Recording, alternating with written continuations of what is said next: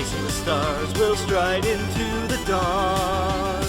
Never back down till the battle is won. Face each foe with hearts brave and true, unafraid of the unknown, because I'll face it all with you. Hello, I'm the reviewer. I review you. This is my partner, Mr. It. Patreon request today, Cynical Reviews review of DragonLance.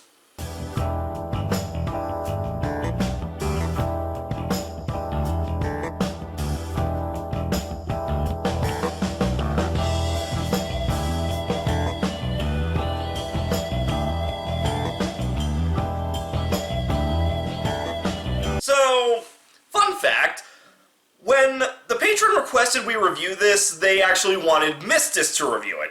Sorry we couldn't make that happen, by the way. But honestly, I don't think Mistis would have known what to do with that. Hell, I don't know what to do with that. I f***ing love D&D. You don't say. Having discovered it regrettably late in my life, in the last 2 years in which I've been both a player and a dungeon master, the latter of which I much prefer, as you can see. There really is just no easing into this hobby, is there? I could tell you about the time that one of my players ate a magic bean, then during a combat the next day, he shat out a lifelike stone statue of himself that insulted him and tried to get everyone to kill him. And yet, still not as baffling to me as the WWE. Or the time we were playing a Christmas-themed one-shot and one of our characters got polymorphed into a giant mechanical Furby with the stat block of a T-Rex. Ah, so it was the time of the Dark Harvest. Or the time we fought an actual giant feathered T-Rex that could teleport and shoot bees out of its mouth. Sad thing is, I could buy that being in an official book. Well, let's roll for it. That's a lot of damage! How does it start again? I've never been good with beginnings. Oh, yes. Fireball! Ah! By the gods. I mean, that's just almost every campaign ever. Not only the style, but also the execution is lacking. Was that an intentional pun? Sometimes expressions are way off. She's meant to be eagerly awaiting his approval, but what does that expression look like to you? That look says he needs to make a Constitution saving throw. And why does this spit look like something else?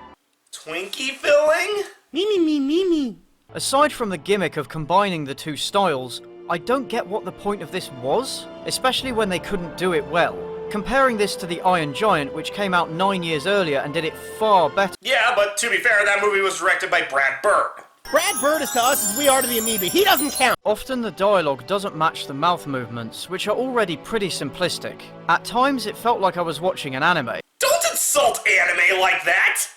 And then there's the story, which is dripping with plenty of cheese. I offered you a chance to work for the further glory of my queen!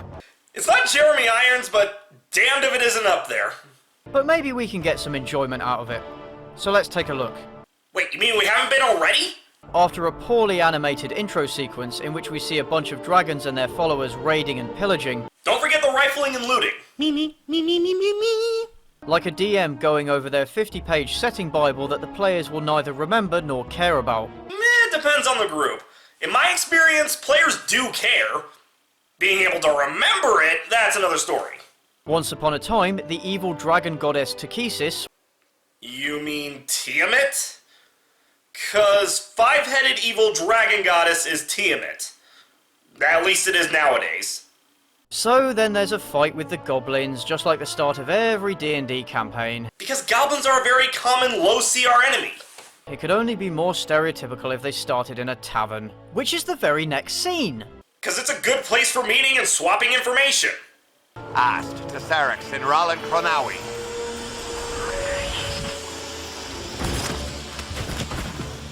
Good work, brother. Why didn't he do that earlier? What was he waiting for? Have you played early editions of D&D? It's kind of hard to remember all the stuff you have. Hell, you can make that argument with spellcasters in any edition. Sturm lies dying, and no one mentions using the staff, and it takes about 20 seconds for Goldmoon to think to use it on him. Why?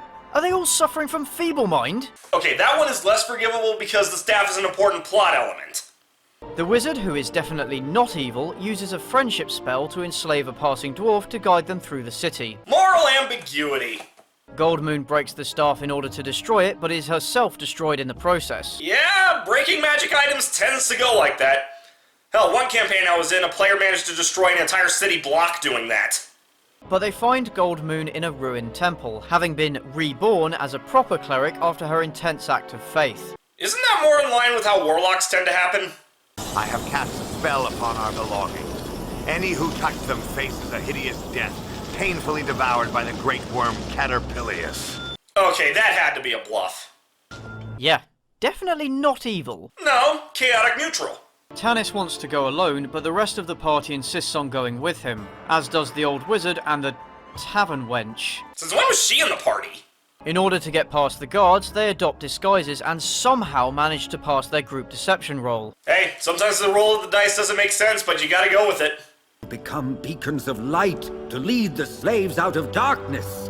I mean, another fireball wouldn't go amiss. Casting Fireball is almost never a bad idea. Use Fireball and only Fireball. Nothing but Fireball. Just Fireball. Just Fireball. But instead they decide that the smart thing to do would be to try sneaking out the front gate, where the entire Draconid army has assembled. You magnificent bastard, I read your book! The old dragon grapples the other red dragon and crashes them both into the mountain. I feel the need to show that one again. I mean, it is glorious. This review was fun. The one thing I'm not crazy about is how you can easily split this review in half. For the first 10 minutes of this 20-minute review, it seems like it's using essay style, talking about the problems with the movie as a whole while pulling specific moments as examples, but then suddenly shifts into recap style. Honestly, if you're gonna do this, I think it would be better to do it the other way around. Recap the movie to give people an idea of what you're talking about before launching into the criticisms. I'm a reviewer. You get, I review you.